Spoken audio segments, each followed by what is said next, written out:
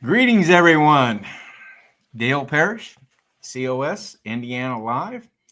Uh, Glad you could join us tonight. And sorry, I left that thumbnail up there a little bit longer than I should have, but we're back on track now. So, welcome to our broadcast this evening. I want to bring up my co host. Whoops. There he is, Ken. Push the wrong button now. Sometimes I do that, and I don't know what it is. I get excited, I think, and I forget what I'm doing, and before I know it, I'm doing something that I shouldn't be doing. I don't know. It's all that extra adrenaline you got. I know. Go figure. Go figure. Well, listen, Ken. We got a big show for everyone tonight. Got a lot of things going on. We had intended to have Debbie Stewart on tonight, but Debbie's got laryngitis. Came down with laryngitis, so that's a major problem for a lady like Debbie. Yeah. But although some people think that's a good thing, but we don't want to go there on that. She's not watching. she'll be on that one. Yeah.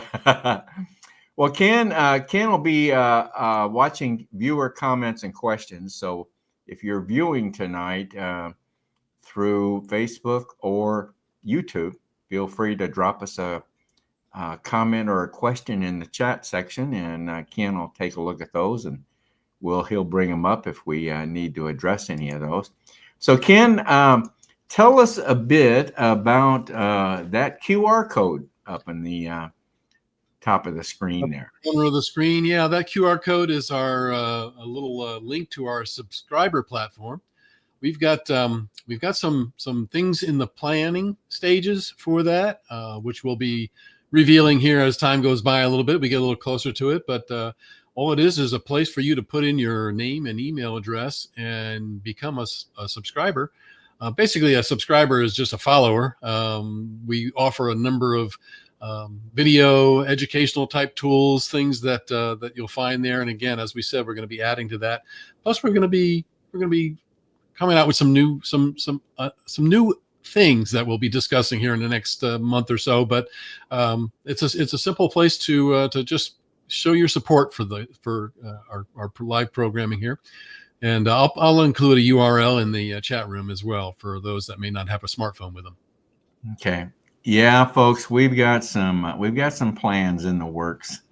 So, all the more reason to become a subscriber, so you can get we'll be able to give you the early information on that there. So that's right.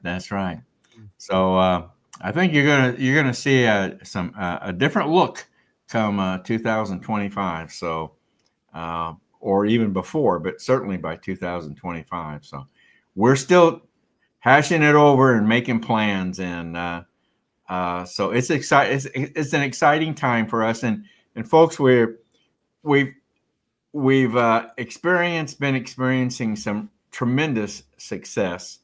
The number of followers have really increased for us. The number of views drastically increased. As a matter of fact, kind of leads me into the first thing on my agenda. Ken, I've just been so impressed with everything that I thought I'd get on my soapbox for a little bit tonight. Okay, so I'm gonna get on my soapbox here and talk about that. Here we go. All right.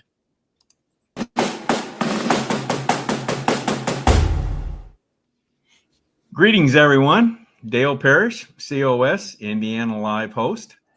I wanted to jump on my soapbox this evening and talk to you about something that I've been following. If you're like me, you've been following the post-election analysis, and I've been listening from different resources on the post-election analysis, and I've heard it said by more than one resource that the role of live streaming and podcasts have, over the past 4 years, played a significant role in the election results that we experienced in 2024. And that the live streaming and podcasts have been in competition with mainstream media to a large extent. Well, folks, I want to say thank you because Convention of States, Indiana Live is part of this movement. We have been doing live streaming for going on 5 years now. So our views and followers have all increased. We've been, as a matter of fact, in this past year, we've been experiencing the highest number of views and followers that we have since we've started. So, albeit a very small part of this movement, I understand that. COS Indiana Live is very, very small compared to what's going on throughout the nation. But I just wanted to take this opportunity to say thank you for helping us become and be part of this movement. As we speak right now, we're in the process of preparing episode number 272 coming up this Monday. So we've been at this a while, that's for sure. And I want to thank, there's a lot of people that I want to thank. I want to especially thank Ken Kashuba, our state communications coordinator. Ken has acted as my co-host for some time. And there are many others, and I'm not going to try to name any others for fear that I might miss someone. But yes, there are plenty of others that have contributed and continue to contribute to what we're trying to do here with COS Indiana Live. So once again, folks, I want to say thank you for helping us be part of this movement, albeit small, but I just want to say thank you. And I want you to know to stay tuned because we are working very hard to make our live stream even bigger and better than ever before. So once again, thanks again.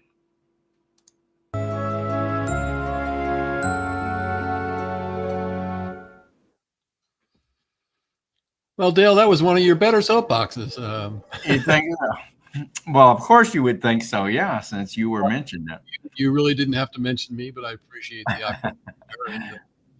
Well, you've been. By the way, this is number 272, and you've been on board for 132 of those. Wow. So yeah. So well, you are. It's been a fun ride, and I think what we, some of the things that we are talking about as far as the new year and a lot of the things that we're looking to add, it's exciting and fun to be a part of. So I appreciate you tagging me along and allowing me to contribute whatever I can contribute. So, well, I'm glad to have you aboard. I'm glad to have you with me. It is a true team. There are a lot of other people. I think one of these days, maybe when we get to the beginning of the new year, we hit that next big number. We need to have maybe a group, whatever you want to call it, a group collection, just a recognition night, maybe. Yeah, that's a good idea. That's a good idea. Yeah. Okay. All right. Well, listen. Let's move on to our next segment here. Ken, Springfield, Ohio, has been, of course, in the news ever since the second debate between Harris and Trump. And a lot has been said about Springfield, Ohio, and we tried very hard to find a contact in Springfield that could kind of give us an idea of what was really, really going on. Well, while that search was going on, I discovered that we have a Springfield, Ohio, right here in the state of Indiana, and it's called Logansport, Indiana. Yep. And sure enough, we have quite a few COS supporters in Logansport, Indiana. And I was able to locate one that was willing to come on and talk to us and tell us what is going on in Logansport, Indiana. And I think you will all be amazed at what's happening there in that small community of 18,000 people. So her name is Jill Spark. and I sat down with her, and we had recorded an interview with her recently. And so I want to play that and introduce you to Jill and hear her story on Logansport, Indiana. All right. Sounds good. Well, greetings, everyone. Dale Parrish, COS Indiana Live host. I want to welcome you to a special interview that we have set up for you this evening. You have all heard, I'm sure, in the news about what is going on in Springfield, Ohio. If you've been following any of the events leading up to the recent election, you're aware of what's happening in Springfield, Ohio. Well, we've discovered that we have our own Springfield, Ohio, right here in Indiana, and it's in Logansport, Indiana. So I wanted to bring on someone connected to Logansport and someone that knows what is happening in Logansport and make us all aware of what's going on there. So without further ado, let me bring on our guest for today, Miss Jill Sharp. Hello, Jill. Hi there. Thank you for having me. Well, Jill, so I want to thank you for coming on and spending some time with us. Now, Jill, you are you've been employed there in Logansport, Correct. and so you've seen what's happened in Logansport, and I think, Judge, based on what we've discussed, you've been involved in what's happening in Logansport. So now we've got some. I might say we've got some screenshots here that Jill has shared with us. They're not as the best to view here, but we'll bring them up here and we'll try to mention a few of them as we go along here. So, Jill, I hope I got the right one here to start off with. But tell us, for those maybe our viewers that are not aware of what's going on in Logansport, kind of give us a picture of what's happening in Logansport now. Sure. So roughly around 7,000 individuals, Haitians primarily, have been brought to Logansport, Indiana. And Logansport has a population of 18,000. So yes, 7,000. Oh, that's nice. Okay. Yes. Yeah, that is the reported numbers around 7,000 that have been brought there. Yeah. There's obviously clearly not enough housing to accommodate these individuals. Sometimes there's upwards of 25 individuals in one home. My. And then on top of that, what's going on is it's having a trickling down effect in the entire local economy. So for example, the hospital was still a privately owned hospital. It's ran by the county government, and the hospital is, several of these individuals are coming here, and when they go to the hospital for any kind of, procedure, medical attention, whatever it may be, a lot of times these individuals are on Medicaid.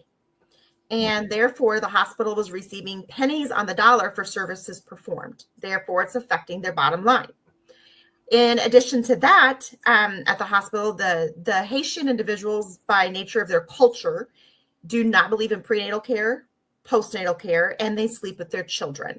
So that has increased the infant mortality rate, which is then also viewed upon when they are applying for various grants. So that impacts the hospital and their ability to get grants. Now, in Logansport, do you have more than one hospital? No, there's only one hospital. One hospital. Oh, one my goodness. Hospital. My goodness. Correct. Yes. Correct. Okay.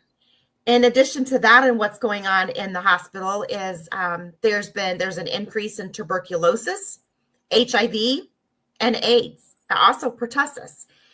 Tuberculosis, that's been almost eradicated here in the United States, and now it's making a comeback here because the Haitians in their country, they don't have vaccinations for that kind of stuff. Wow.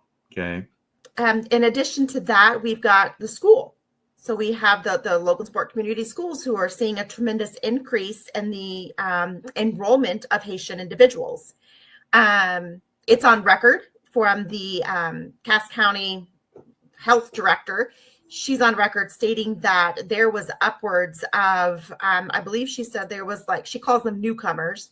And in 1 week, there was at least 12 newcomers in that week. And she said for this school year, I believe she said there was 247 that's been enrolled. So that is affecting the schools. That's affecting our United States children, the citizens of the United States who are already enrolled in the public school system.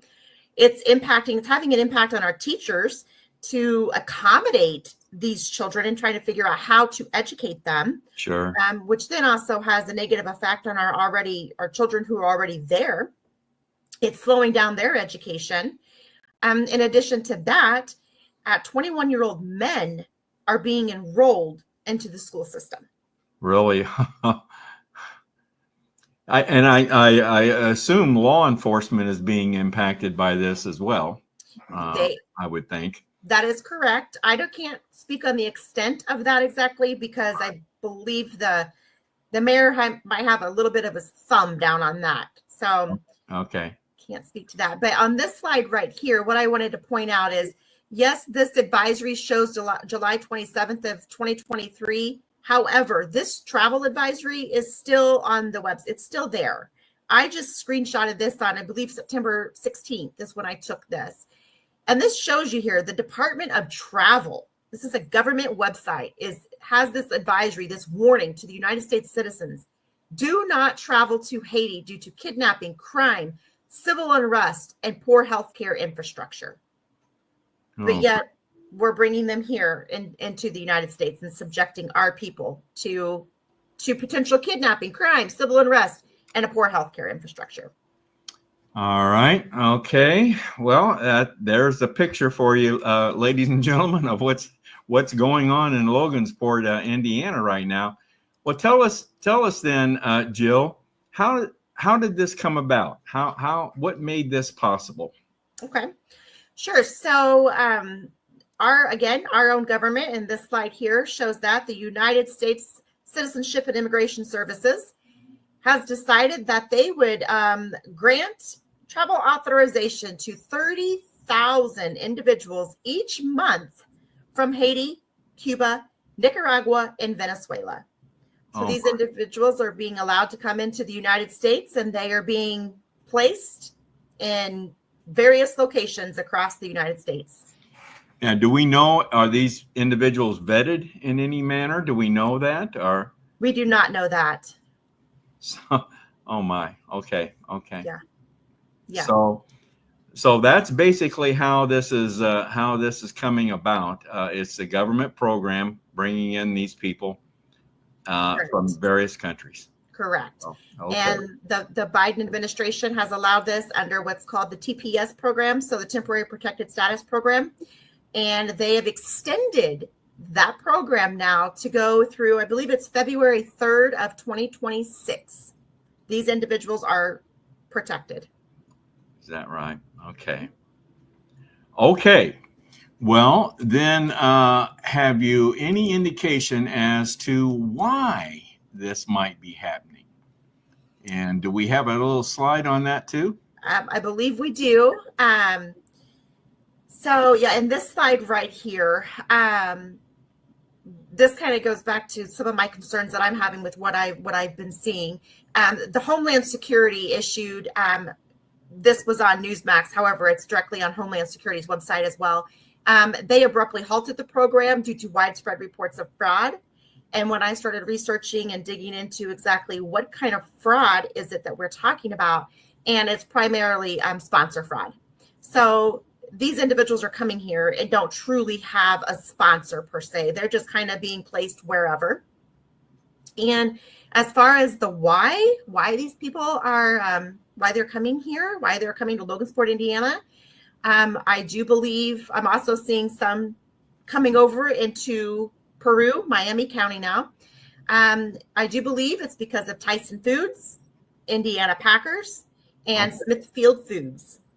Now that's I know Tyson is a major employer there in the Logansport area, right? Correct. Yes, they are. And now I think I read somewhere where, and I don't know if this is a fact or not, but I read somewhere where it was believed that Tyson was maybe being favored with some tax breaks for them to hire these individuals. Mm-hmm. Yes, that would not surprise me one bit. Probably at a federal level, state level, and local level. Wow. Do you know, are most of these people, are they able to work? Are they employed or not? Not all of them are employed. No. Some of them are, but that's what they're coming here on is employment authorization cards. Okay. So, yeah, some of them are not. Now, do you know, I know I expressed to you this concern as to why this might be happening. Of course, Indiana is a red state. Indiana is a very, very red state. Mm-hmm. Do you think there's something behind this program being targeted to red states? I absolutely do. Okay. And I believe we might have another slide on that. Which one is that? That one would be, go one more. That one right there. This slide right here. I decided to go on and kind of search around for what are they about? Explain to me this Haitian culture.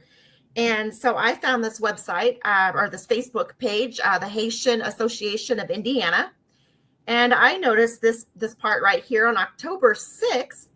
They were promoting register to vote. They were having they were gathering, they were holding a meeting. So join us for a voter registration party and ensure you're ready for the upcoming elections. They were going to help them with on-site registration, voter education resources, information on local issues and candidates. So last I checked, these were not United States citizens. So yeah, I thought you had to be a United States citizen to vote. Correct. Isn't it? Yes. Why and how would we be promoting their votes? Yeah. Do you have any, of course, the election was last week. Do you have any sense as to whether any of these people were able to vote? I do not. Yeah. No, I do not know if they were, in the lines. I voted early. So I did too. Yeah. First time in my life I've ever done that. So we don't know right now if that did occur, but that's very interesting that they would even be promoting to register to vote when Correct. they're not citizens of this country. Correct. So very, very interesting. Okay. Well, Jill, the magic question is, what's the resolution here? How is this going to be resolved, do you think? Okay. So in my opinion, we have the right man back in the White House. I feel that Trump is going to get on this. I'm hoping he can build the wall back down at the southern border. I also hope that he will end the temporary protected status program, get rid of it. And then I hope he employs ICE, go throughout all of these, anywhere that these people are across the entire United States. And we've got to get them back out of here for the safety of our own country and its citizens. We have got to protect us. Yeah, I agree with you. I don't know any other solution to this. I mean, it's. Do you see any possible way that these people can be integrated into the community? That many of them? Yeah, I don't know. That's hard to say. I know through personal experience right now, if you were to go into Walmart, Walmart in Logansport is a hard no for me, because there's a lot of them that go in there and they just, we believe in space here in the United States. We give one another some space and we don't intrude on one another, and they do. I've had individuals, one of my coworkers, she had a baby doll in her cart for her niece. Her niece was with her, and a Haitian individual literally took it out of their cart and put it in her own cart. As far as driving, I believe we had a slide in there because they can't figure out how these individuals are just getting their driver's license because they literally can't drive. I've had on 4 separate occasions where they've been coming at me the wrong way, head on the wrong way. And I started digging into this, and I noticed in January of this year, the National Immigration Law Center posted an article in August of 2023 where 5 Indiana residents from Haiti, represented by the American Civil Liberties Union of Indiana and the National Immigration Law Center, they filed a lawsuit alleging the Indiana BMV unlawfully denied them driver's license and state ID cards because of where they are from. The lawsuit alleged this is discrimination and violated their civil rights laws and the U.S. Constitution.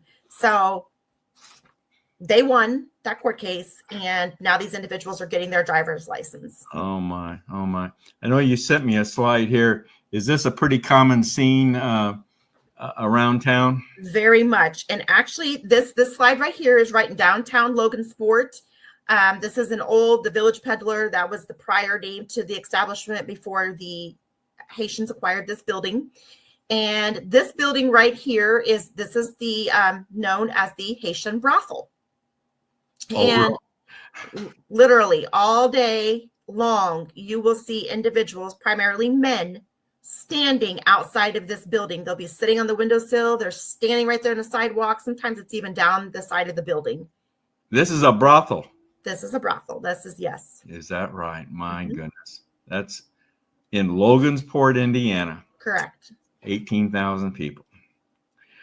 All right, Jill. Well, time's about up here. I guess we're going to have to wrap it up here. I want to thank you for coming on and telling us about Logansport, what's happening there.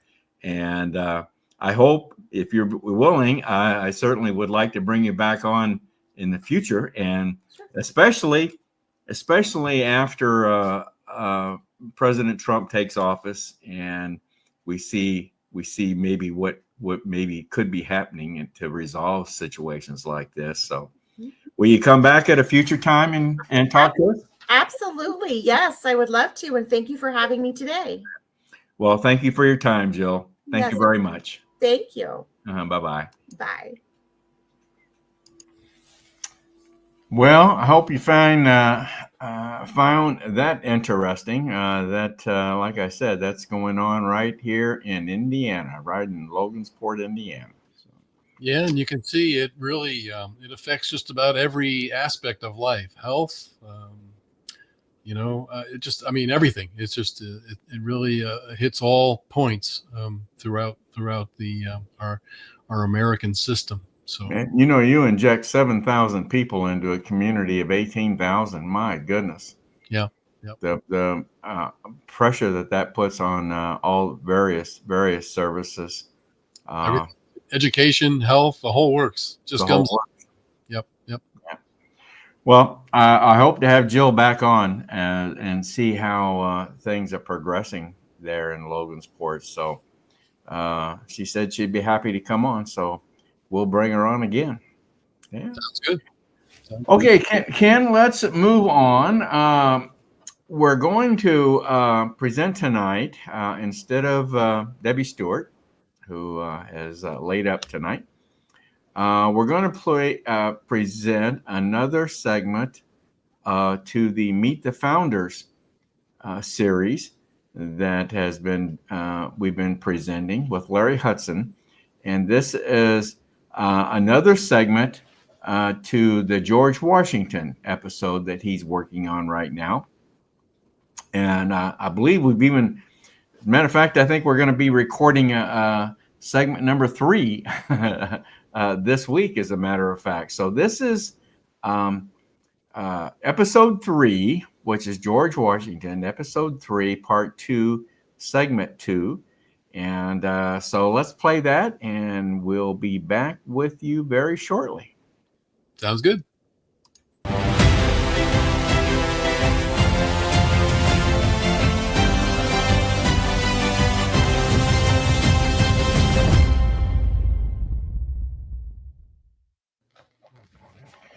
Greetings, everyone. Dale Parrish with COS Indiana Live, host on COS Indiana Live.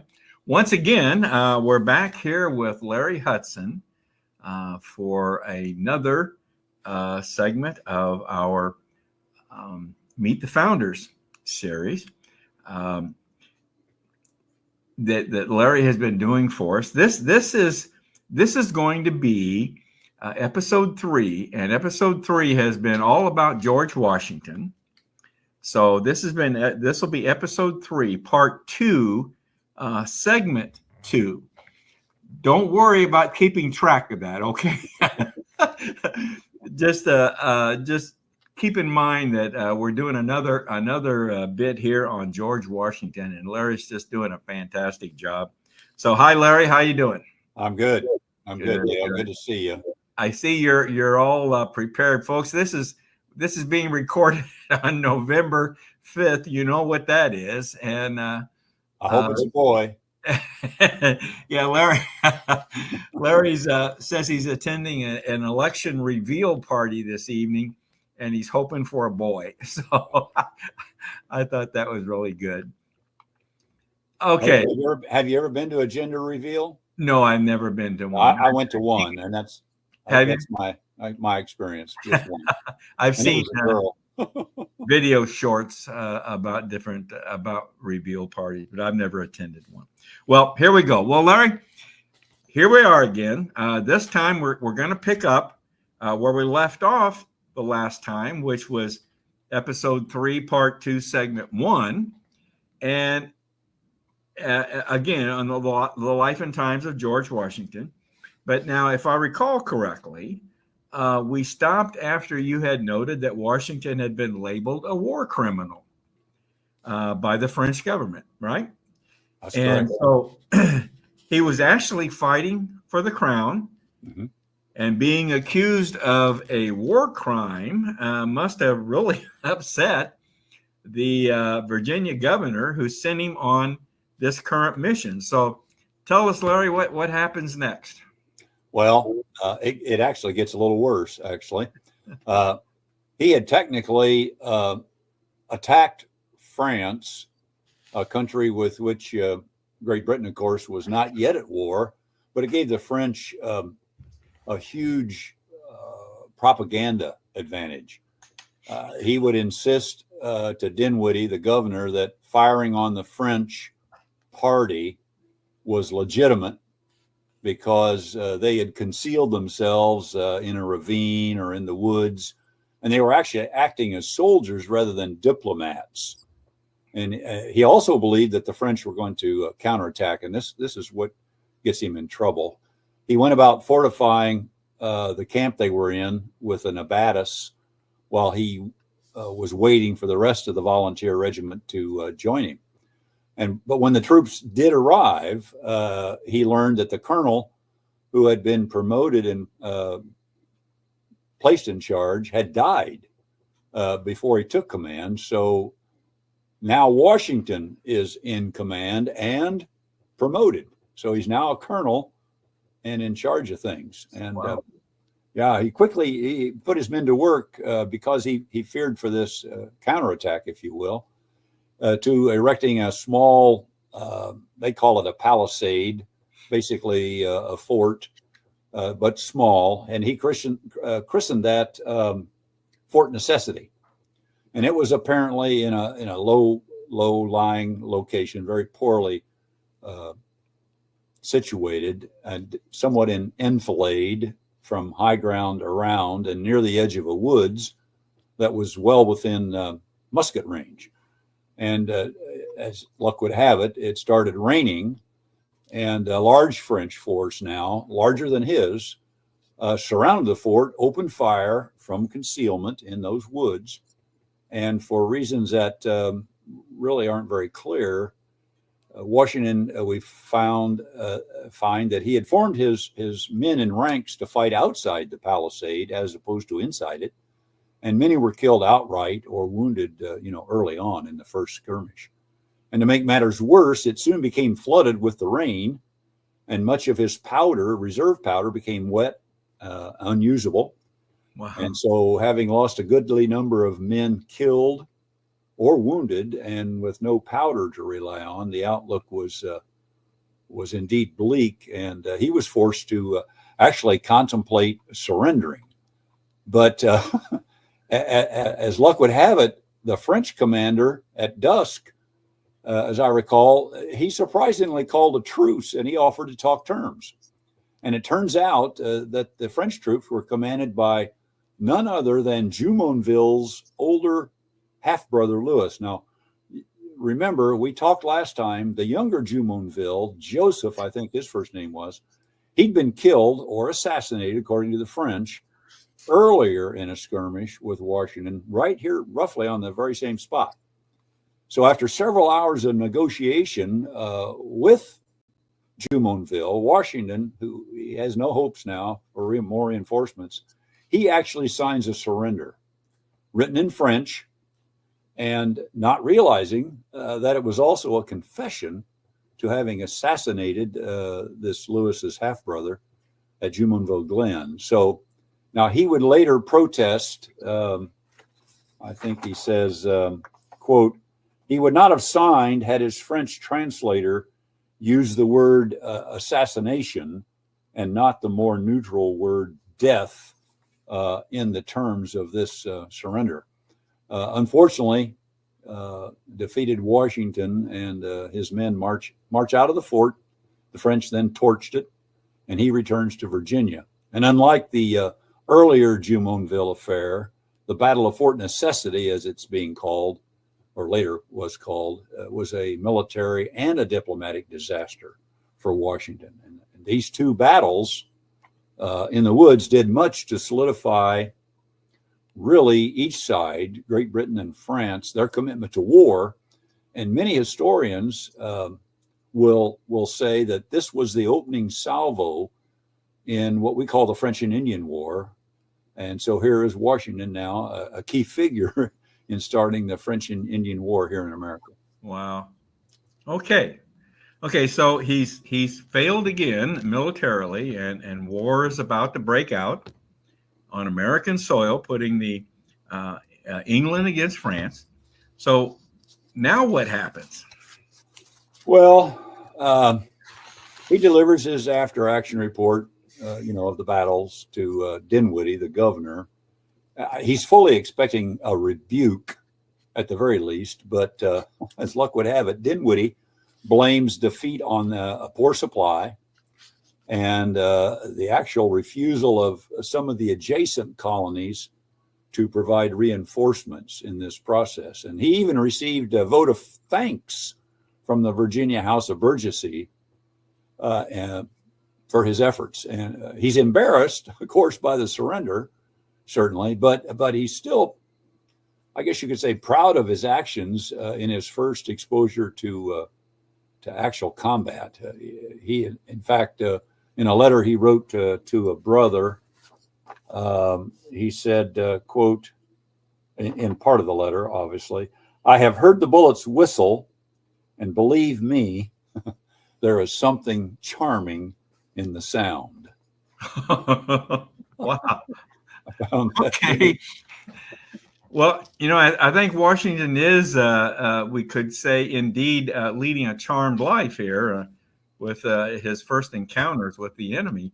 My goodness, first he's labeled a war criminal, and that brings him no discredit. Then he loses his first major battle, and again, he's not held accountable.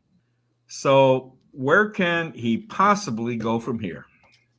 Well, he's been fighting for the crown, remember, and he isn't finished with the French in the Ohio Valley. They're determined, remember, by God, we will secure it. And he's going to eventually join Braddock, an English general, Edward Braddock, and he's going to return basically to the immediate area the following year as a part of what will become an ill-fated expedition to take Fort Duquesne. Remember, Fort Duquesne is what's being built and by the French. And even later, he's going to join a General Forbes, John Forbes, in what turns out to be the final British expedition to take Fort Duquesne once and for all. One battle will be disastrous, and the other will be, as you'll hear, disappointing. Okay. All right.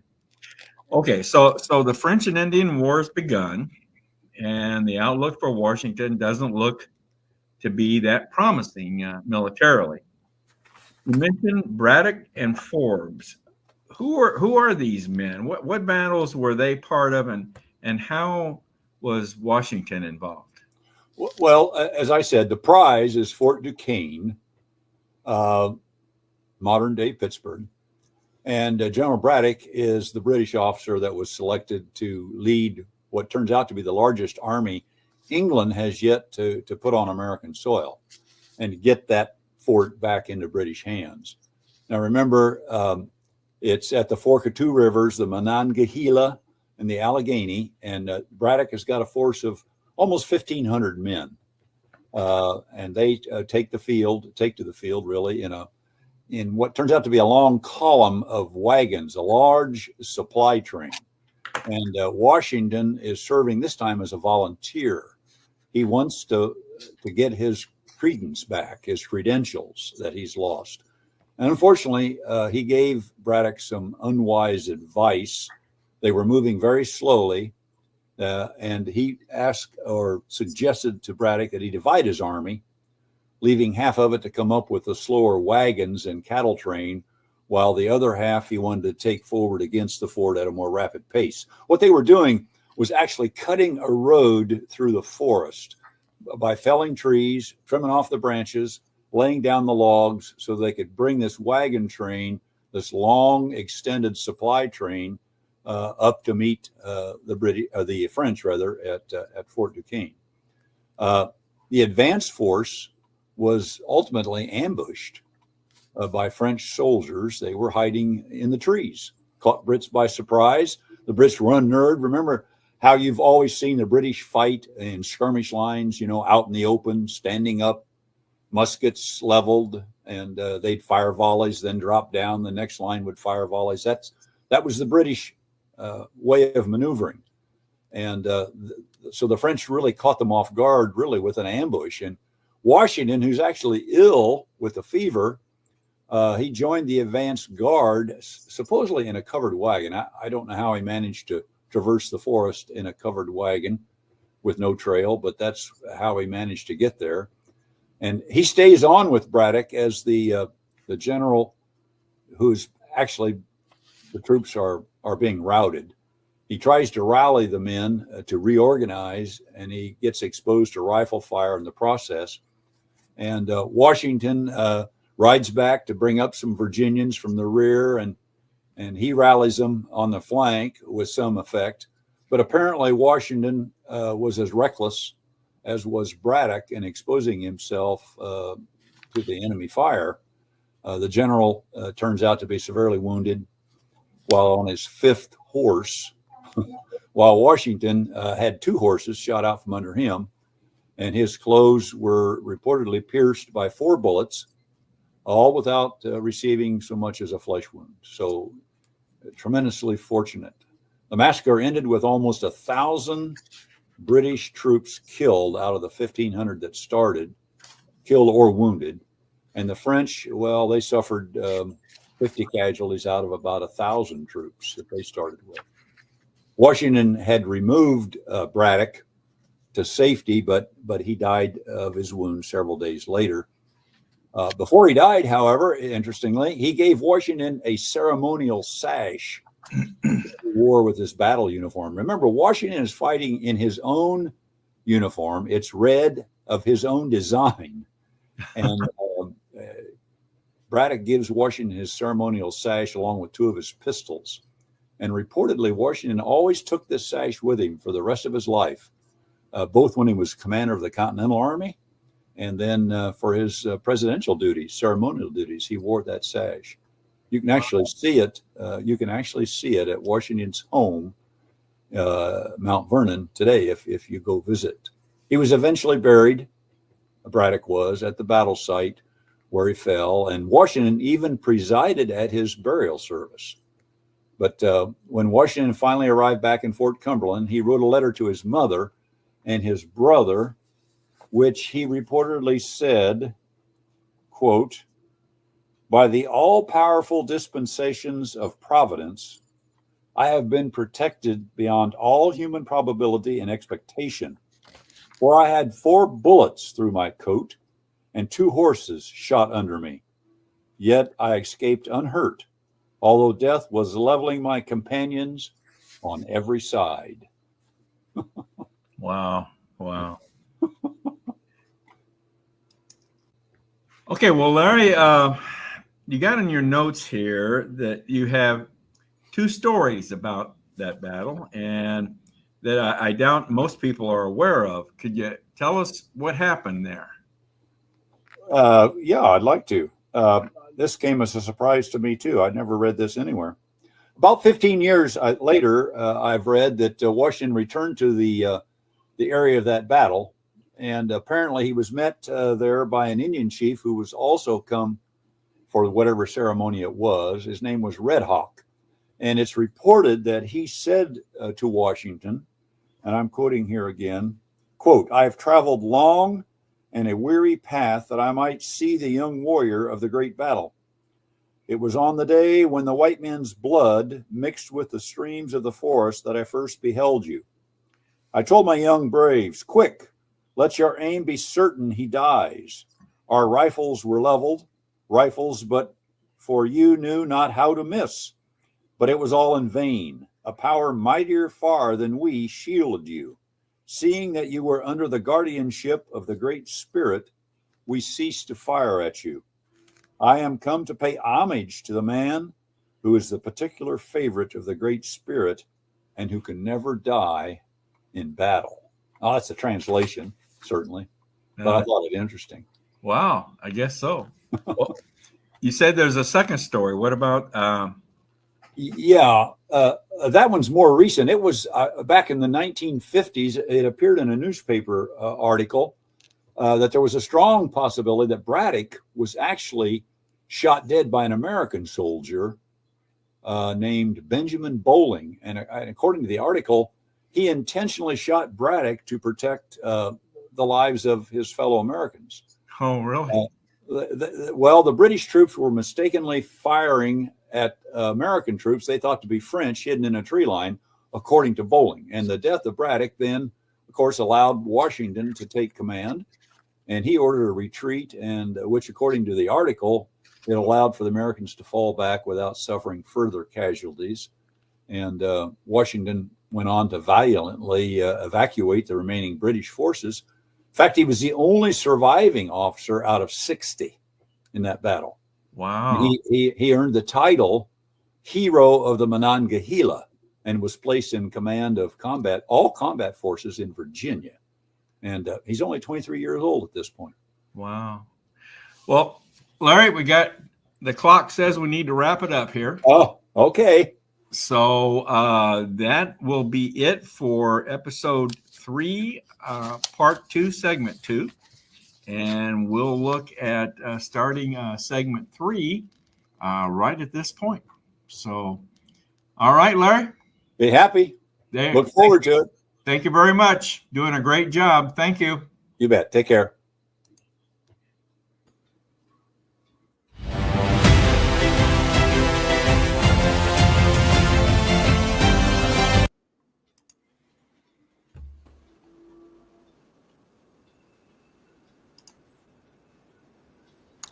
Well, I tell you, Ken, Larry does a super job. He just researches. I tell you, I don't know how many books he's read. He told me one time, but I mean, it's a fantastic number. Holy cow. He's quite a reader and quite a deep researcher for sure. Yeah. And there's obviously a lot written on George Washington, so he's got a lot of material available to him. So. Yeah, I imagine some of these other people he's going to be looking at might not be quite as well written about or well known. So yeah, he'll have his work cut out for him there. But I know Larry will find a way to get it done. Yeah, he sure will. Ken, are we getting any comments or questions or anything that we need to be looking at? Not really. Some chatter that's going on. I'm not too sure we really need to worry about it at this point. But All right. Okay. Well, let's talk about let's work on closing out here, but let's talk about what's coming up next. Of course, coming up next is our roundtable on November 25th, fourth Monday of every month, and we're going to be doing the Bill of Rights, Don't You Dare, Part 2. So we did Part 1 on October 28th. So John wants us to do a Part 2 here on November 25th. And we're talking about maybe recording a Part 3 for our December roundtable on December 23rd. Which would normally be like a best of broadcast, and we may just I think the plan is to record a part 3 to this Bill of Rights, Don't You Dare, and play that on December 23rd. So, being Christmas week. So that's what's coming up here very soon, next week. Now, following this is going to be an interesting one. Another one. I hope people find all of our live streams interesting. But our contributor Wendy Olson, who does the Pillars of Freedom series, has put me in touch with a group that is called the J6 Pardon Project. And as you can probably imagine, they're very excited. Very, very happy at the election results, as you can imagine. I bet they are. Yeah. And believe me, what I think you're going to learn is that this project has done a great deal of work over the past few years that will be very valuable to President Trump and any of the legislators that are involved in the Pardon Project. Because obviously, pardoning the J6ers is that's one of Trump's promises. So what I'm finding out here is that this group, this project, has done a lot of work, just background on all the J6 prisoners. You know, there's been something like 1,500 people arrested. Some still in prison. Some have served prison terms and out. Some got lesser charges, but there's like 1,500 people here. And did you know that there are different types of pardons? We're gonna discuss this. Wasn't aware that there were different types of pardons. Yeah. I think there's like 3 or 4 different types of pardons.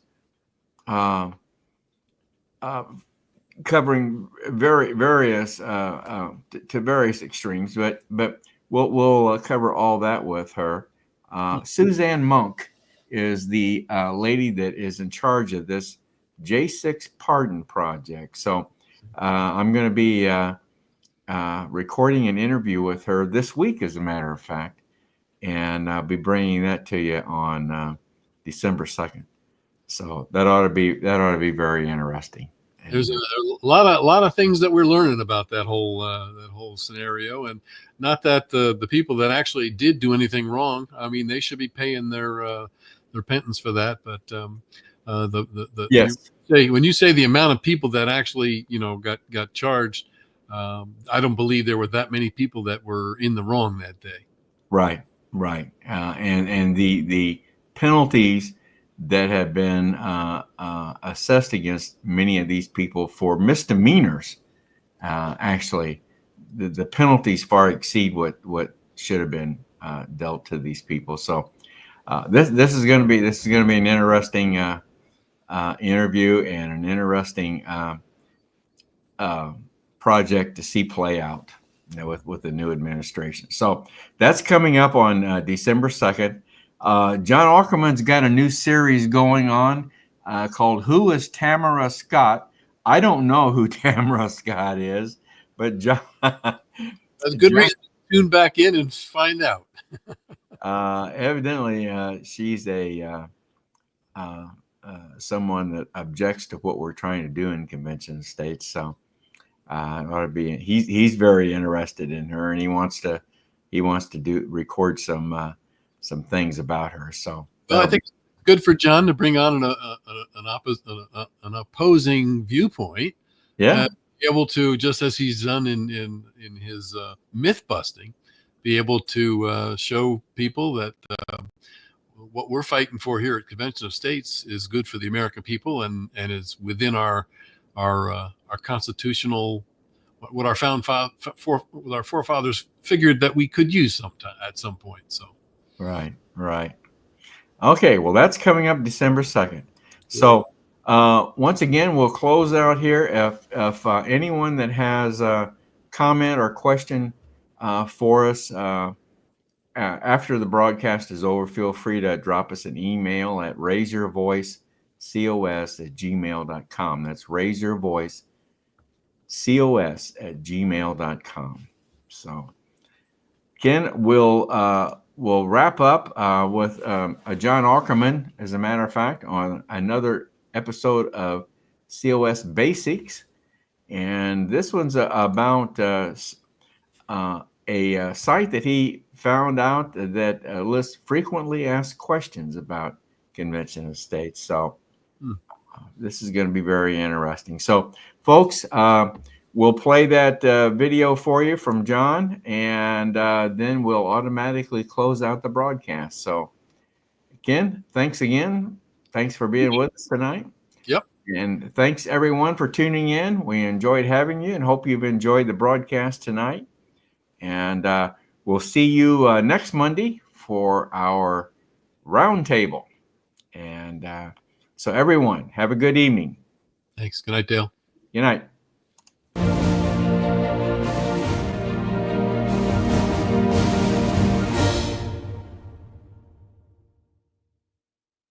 John Ackerman for Convention of States, Indiana, with COS Basics. Today I want to talk to you about FAQs, frequently asked questions. If you go to our website, conventionofstates.com, and then put in a slash, and then type in frequently asked questions with hyphens in between the words, frequently asked questions. Then you'll see this page. Okay? Now I'm not going to read the whole thing to you, but I'm going to read part of it. And if you really want to know about Convention of States, this is a good place to go. There are links here, as you saw. What is an Article 5 convention? Why do we want one? How do the state legislatures make it happen? Can Congress block the convention? How do states choose their delegates? And it goes on. There's quite a list of frequently asked questions. And if you, like I said, if you really want to know about it, about Convention of States, this is the web page to go to. And then those links will take you to the answers to the questions that people have. Now, once again, here is the URL, conventionofstates.com/frequently asked questions, with that hyphen in between the words. I don't know who made up this internet file naming convention, but if it were up to me, it would be conventionofstates.com/FAQS. Pretty simple, FAQS. Way back in the beginning of the internet, right after the Civil War, I created and edited some web pages, and I really like simple URLs. I don't like hyphens. I just don't like them, but that's me. I'm an old guy. I'm keeping it up here for a long time so that you can write it down if you want to. conventionofstates.com/frequently-asked-questions.